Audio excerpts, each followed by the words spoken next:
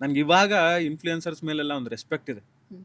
ಅದು ಯಾರೇ ಆಗಲಿ, ಯಾವ ಫೀಲ್ಡೇ ಆಗಿರಲಿ, ಯಾವುದು ಈಸಿಯಾಗಂತೂ ಬಂದಿರಲ್ಲ. ಅದು ಯಾರು ಪ್ರಮೋಷನ್ನೇ ಮಾಡಲಿ ಅಥವಾ ಇನ್ನೇನೋ ಕಂಟೆಂಟ್ ವೀಡಿಯೋಗಳನ್ನೇ ಮಾಡಲಿ, ಅದಕ್ಕೆಲ್ಲ ಅವ್ರದ್ದೇ ಆದ ಟೈಮ್ ಕೊಟ್ಟಿರ್ತಾರೆ.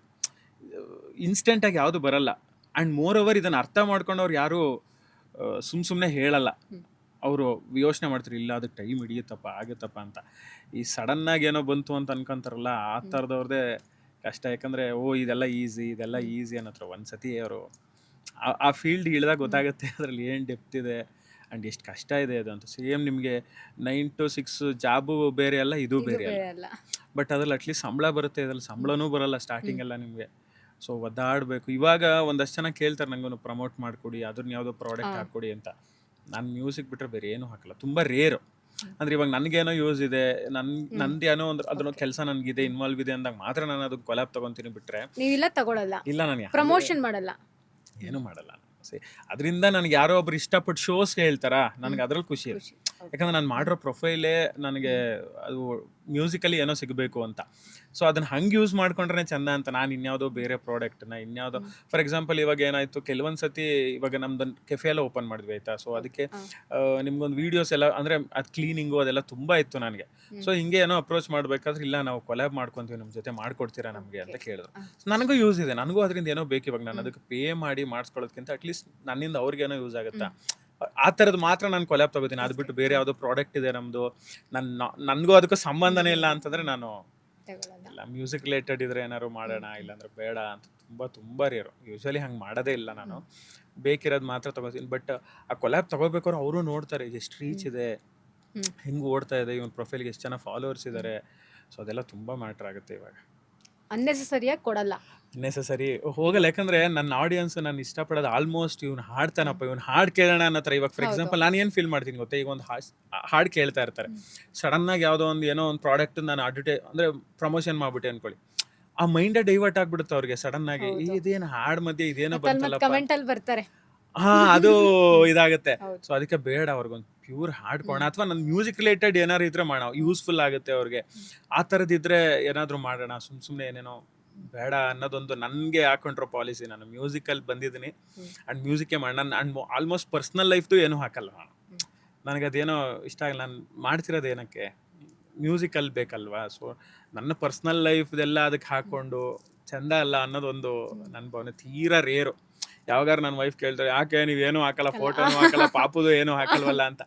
ಬೇಡಮ್ಮ ಅಂತ ಏನಕ್ಕೆ, ಅದಕ್ಕೆ ಅದು ಬೇರೆ ಬೇಕಾದ್ರೆ ಇನ್ನೊಂದು ಪ್ರೊಫೈಲ್ ಕ್ರಿಯೇಟ್ ಮಾಡ್ಕೋತೀಯ, ಮಾಡ್ಕೊ, ಹಾಕೋಣ, ಅದಕ್ಕೆ ಪ್ರಾಬ್ಲಮ್ ಅಲ್ಲ. ಆ್ಯಂಡ್ ಫಸ್ಟ್ ಆಫ್ ಆಲ್ ನನಗೆ ಇಷ್ಟನೇ ಆಗಲ್ಲ. ನನ್ನ ಪರ್ಸ್ನಲ್ ಲೈಫೇ ಬೇರೆ ಇರಬೇಕು, ನನ್ನ ಪ್ರೊಫೆಷ್ನಲ್ಲೇ ಬೇರೆ ಇರಬೇಕು. ಅದೆರಡೂ ಮಿಕ್ಸ್ ಮಾಡೋದು ನನಗೇನೋ ಸರಿ ಅಂತ ಅನ್ಸಲ್ಲ. ಸೊ ಹಾಗಾಗಿ ಕಮ್ಮಿ, ನಾನು ತೀರಾ ಕಮ್ಮಿ.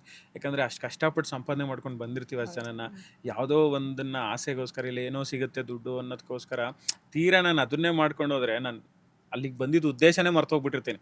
Full commercial ಆಗಿಬಿಟ್ಟಿರ್ತೀವಿ. ಇಲ್ಲ ಇದರಲ್ಲೇ ಚೆನ್ನಾಗಿದೆ, ದುಡ್ಡು ಬರ್ತಿದೆ, ಪ್ರಮೋಷನ್ ಮಾಡ್ಕೊಂಡು ಇದ್ಬಿಡೋಣ ಅನ್ನೋ ಥರನೂ ಆಗ್ಬೋದು ಅನ್ನೋದೊಂದು ಯೋಚನೆ. ಓಕೆ. ಇನ್ಸ್ಟಾಗ್ರಾಮಲ್ಲಿ ನಿಮಗೆ 2 ಲಕ್ಷದ ಪ್ಲಸ್ ಜನ ಫಾಲೋವರ್ಸ್ ಇದ್ದಾರೆ, ಓಕೆನಾ. ಸೊ ಯೂಶಲಿ ಒಂದು ಮಾತು ಹಿಂಗೆ ನಾರ್ಮಲ್ ಆಗಿ ಇನ್ಸ್ಟಾಗ್ರಾಮಿಂದ ದುಡ್ಡು ಬರುತ್ತೆ, ಇನ್ಸ್ಟಾಗ್ರಾಮ್ ಅವರೇ ಕೊಡ್ತಾರೆ. ನಮ್ಮ ಓನ್ ಕಂಟೆಂಟ್ಸ್ ಇದ್ದರೆ, ಅದರಲ್ಲೂ ನಮ್ಮ ವಿಡಿಯೋಸು 1 ಮಿಲಿಯನ್ಗಿಂತ ಜಾಸ್ತಿ ಇದ್ದರೆ, ಅಥವಾ ಲೈಕ್ಸ್ ಜಾಸ್ತಿ ಇದ್ದರೆ, ನಮಗೆ ಎಂಗೇಜ್ಮೆಂಟ್ ಜಾಸ್ತಿ ಆಗಿದ್ರೆ, ಇನ್ಸ್ಟಾಗ್ರಾಮ್ ಅವರೇ ನಮಗೆ ಇಷ್ಟು ಅಂತ ದುಡ್ಡು ಕೊಡ್ತಾರೆ ಅನ್ನೋದು ಒಂದು ಮಾತಿದೆ. ನಿಜವಾಗ್ಲೂ ಇನ್ಸ್ಟಾಗ್ರಾಮಿಂದ ದುಡ್ಡು ಬರುತ್ತಾ? ಮೋಸ್ಟ್ಲಿ ನನಗೆ ಗೊತ್ತಿರಂಗಿಲ್ಲ.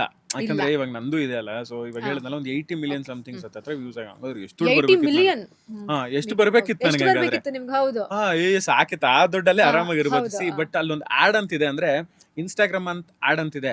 ಅಲ್ಲಿಗೆ ಹಬ್ಬ ಬಂದ್ರೆ ನಿಮ್ಗೆ ಏನಾಗುತ್ತೆ, ಯಾವುದೋ ಒಂದು ಚೆನ್ನಾಗಿ ಹೋಯ್ತು ಅಂತಂದ್ರೆ ಮೋಸ್ಟ್ಲಿ ಒಂದು 3 ಪೈಸಾ 2 ಪೈಸಾ ಹಂಗೇನೋ ಅದು ಎಲ್ಲಿ ಬಂದು ಇರುತ್ತೆ? ಅದು ನನಗೂ ಗೊತ್ತಿಲ್ಲ ಹೆಂಗ್ ಕ್ರೆಡಿಟ್ ಆಗುತ್ತೆ. ಅಂಡ್ ಮೋರ್ ಅವ್ರು ಇವಾಗ ನಾನು ಮೊನ್ನೆ ಯಾವುದೋ ಒಂದು ರೀಲ್ಸ್ ಅಲ್ಲೇ ಬಂದಿದ್ದು ನನಗೆ ಏನಂದ್ರೆ, ನೀವು ಒಂದು ಆಡ್ ಅನ್ನ ಸೆಲೆಕ್ಟ್ ಮಾಡ್ಬೋದಂತೆ. ಅಂದ್ರೆ ನಿಮ್ಮ ಪ್ರೊಫೈಲ್ ಇಂದ ಇಂಥ ಆಡ್ ರನ್ ಆಗ್ಲಿ ಅಂತ ನೀವು ಓಕೆ ಮಾಡಿ ಅಪ್ರೂವ್ ಮಾಡಿದ್ರೆ, ಅವ್ರು ನಿಮ್ಮ ವಿಡಿಯೋ ಮಧ್ಯೆ ಅದನ್ನ ರನ್ ಮಾಡ್ಕೊಂತಾರೆ.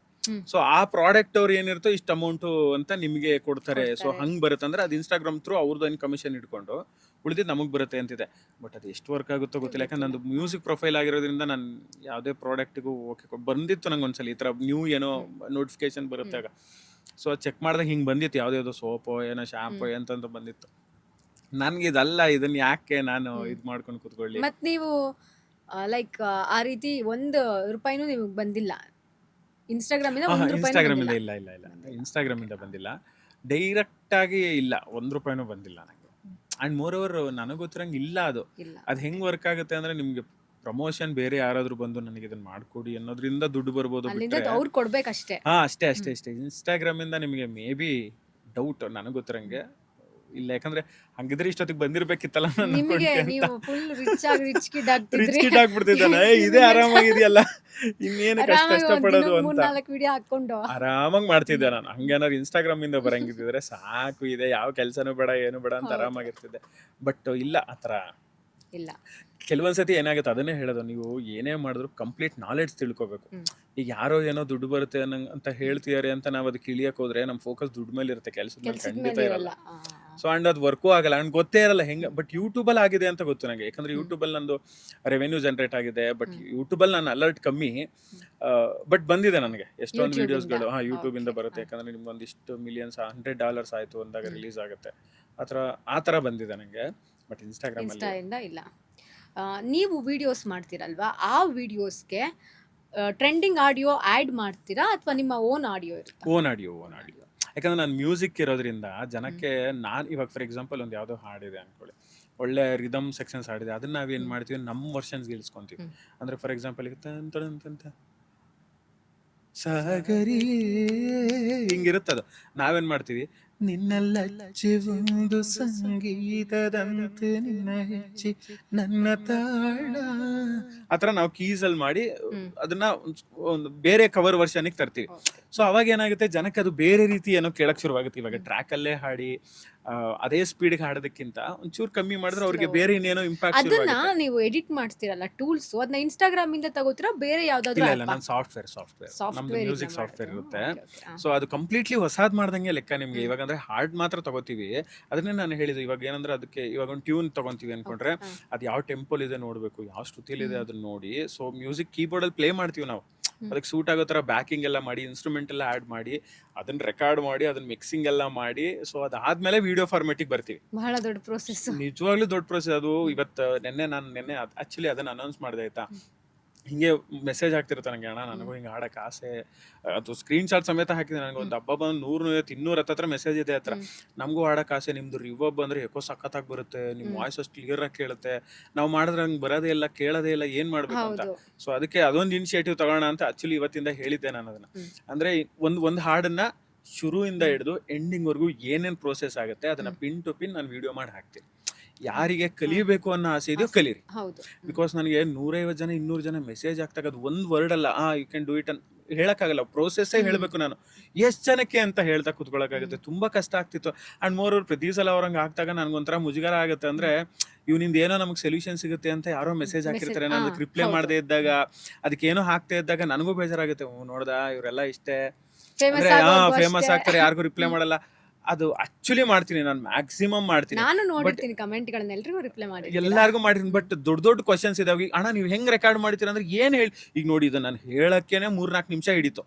ಇದನ್ನ ನಾನು ತೋರಿಸಿ ಅವ್ರಿಗೆ ಅರ್ಥ ಮಾಡಿಸೋಷ್ರೊಳಗೆ ತುಂಬಾ ಟೈಮ್ ಹಿಡಿಯುತ್ತೆ. ಅದಕ್ಕೆ ಇವತ್ತಿಂದ ಶುರು ಮಾಡ್ತೀನಿ, ಅದ್ರ ಪ್ರೋಸೆಸ್ಸೇ ಹಾಕ್ತೀನಿ ಸ್ಟಾರ್ಟಿಂಗ್. ಇಲ್ಲ, ಯೂಟ್ಯೂಬ್ ಅಲ್ಲಿ ವಿಡಿಯೋಸೇ ಮಾಡ್ಬಿಡ್ತೀನಿ, 10 ಮಿನಿಟ್ಸ್ ವಿಡಿಯೋಸ್ ನೋಡಿ ಆರಾಮಾಗಿ. ಅದಕ್ಕೆ ಏನೇನು ಪ್ರೋಸೆಸ್ ಬೇಕು, ಮೈಕ್ ಯಾವ್ದು ಬೇಕು, ಇಂಟರ್ಫೇಸ್ ಏನ್ ಬೇಕು, ಸ್ಪೀಕರ್ಸ್ ಯಾವ ತರ ಇಟ್ಕೋಬೇಕು, ಅಂಡ್ ರೆಕಾರ್ಡಿಂಗ್ ಯಾವ ತರ ತಗೋಬೇಕು, ಅದೆಲ್ಲ ಒಂದು ಪ್ರೋಸೆಸ್ ಮಾಡಿ ಹಾಕಿದ್ರೆ ನೋಡ್ಲಿ ಜನ, ಅದನ್ನ ಆರಾಮಾಗಿ ಕಲ್ತ್ಕೊಳ್ಳಿ. ಅಂಡ್ ಇನ್ನೊಂದು ನನಗೆ ಬೇಜಾರು ಏನು ಗೊತ್ತಾ, ಅಂದ್ರೆ ಕಲಿಬೇಕು ಅನ್ನೋ ಇಂಟ್ರೆಸ್ಟ್ ಇದೆ, ಅದಕ್ಕೆ ಎಷ್ಟು ಟೈಮ್ ಕೊಡ್ಬೇಕು ಅನ್ನೋಕೆ ಯಾರು ರೆಡಿ ಇರಲ್ಲ. ಈಗ ನೀವೇ 10 ನಿಮಿಷದ ವಿಡಿಯೋ ಮಾಡಕ್ಕೆ ಅವ್ರು ಏನ್ ಮಾಡ್ತಾರೆ ಗೊತ್ತಾ, ಅವ್ರಿಗೆ ಮೇನ್ ಪಾಯಿಂಟ್ ಏನೋ ಒಂದಿರುತ್ತೆ, ಅಲ್ಲಿವರೆಗೂ ಸ್ಕಿಪ್ ಹೊಡೆದ್ಬಿಡೋದು, ಅಲ್ಲ ಇದು ನಂಗೆ ಸಾಕು ಅನ್ನೋ ತರ. ಅದು ವರ್ಕ್ ಆಗಲ್ಲ. ಯಾಕಂದ್ರೆ ಇದ್ರಿಂದ ಬೇರೆ ಏನೋ ಹೇಳಿ ಫಸ್ಟ್ ಅದನ್ನ ಆನ್ ಮಾಡೋದು ಹೆಂಗೆ ಅಂತ ಹೇಳಿರ್ತೀನಿ, ನೀವು ಅದನ್ನ ನೋಡಲ್ಲ, ಸೀದಾ ಹೋಗಿ ನನ್ಗೆ ಏನೋ ಬೇಕು ಅಂದ್ರೆ ಹೆಂಗ್ ಅದು ಗೊತ್ತಾ. ನನ್ನೇನೋ ವಿಡಿಯೋದಲ್ಲಿ ಅದನ್ನ ಹೇಳಿದೆ, ಫಸ್ಟ್ ಎಷ್ಟು ಆಸೆ ಇರುತ್ತಲ್ಲ ಅದ್ರ ಜೊತೆ ಪೇಷನ್ಸು ಇರಬೇಕು. ನಾನು ಕಲಿಬೇಕು ಇದನ್ನ, ಈ ಪ್ರೋಸೆಸ್ ಏನು, ಇಲ್ಲಿಂದ ಹೆಂಗ್ ಹೋಗುತ್ತಿದ್ದು ಅನ್ನೋದು ಗೊತ್ತಾಗ್ಬೇಕು. ಇಲ್ಲ ಅಂದ್ರೆ ಅದು ಏನ್ ಪ್ರಯೋಜನ. ಆಮೇಲೆ ಒಂದು ವಿಡಿಯೋ ನೋಡೋದು, ಅದ್ರಲ್ಲಿ ನಂಗೆ ಗೊತ್ತಾಗೋಯ್ತು ಅಂತ ಸುಮ್ಮನಾಗೋದು, ನೆಕ್ಸ್ಟ್ ವಿಡಿಯೋಗೆ ಅವ್ರಿಗೆ ಏನ್ ಮಾಡ್ಬೇಕು ಗೊತ್ತಾಗಲ್ಲ, ಮತ್ತೆ ಅಲ್ಲಿಗೆ ಬರ್ತಾರೆ, ಅಣ್ಣ ನೀವ್ ಹೇಳಿದ್ರಿ ಅದು ಗೊತ್ತಾಗ್ಲಿಲ್ಲ, ಇನ್ನೊಂದ್ಸತಿ ಹೇಳಿ ಅಂತ. ನಾನು ದೇವ್ರೆ ಇದಕ್ಕಿಂತ ಬಿಡಿಸಿ ಹೆಂಗೆ ಹೇಳಕ್ಕಾಗುತ್ತೆ. ನೋಡೋಣ, ಅದೊಂದು ಪ್ರೋಸೆಸ್ ಶುರು ಮಾಡಿದೀನಿ. ಮೋಸ್ಟ್ಲಿ ಇವತ್ತು ಅಥವಾ ನಾಳೆಯಿಂದ ಅದನ್ನ ಅಪ್ಲೋಡ್ ಮಾಡ್ಬೇಕು ಅಂತ ಅನ್ಕೊಂಡಿದೀವಿ. ಹಂಗೇನಾರ ಆಯ್ತು ಅಂದ್ರೆ ಇನ್ನೊಂದಷ್ಟು ಜನಕ್ಕೆ ಅದರಿಂದ ಯಾರ್ಯಾರು ಹಾಡಬೇಕು ಅಂತಿರ್ತಾರೋ ಅವ್ರಿಗೊಂದು ಹೆಲ್ಪ್ ಆಗ್ಲಿ ಅನ್ನೋದೊಂದು ಉದ್ದೇಶ. ಲೇಟೆಸ್ಟ್ ಹಾಗೂ ಇಂಟ್ರೆಸ್ಟಿಂಗ್ ಸುದ್ದಿಗಳಿಗಾಗಿ ಬಾಸ್ ಟಿವಿ ಕನ್ನಡ ಚಾನೆಲ್ನ ಸಬ್ಸ್ಕ್ರೈಬ್ ಮಾಡಿ. ಹಾಗೆಯೇ ಬೆಲ್ ಐಕಾನ್ ಪ್ರೆಸ್ ಮಾಡಿ. ಇದರ ಜೊತೆಗೆ ಫೇಸ್ಬುಕ್, ಇನ್ಸ್ಟಾಗ್ರಾಮ್, ಎಕ್ಸ್ನಲ್ಲೂ ಮಿಸ್ ಮಾಡದೆ ಫಾಲೋ ಮಾಡಿ.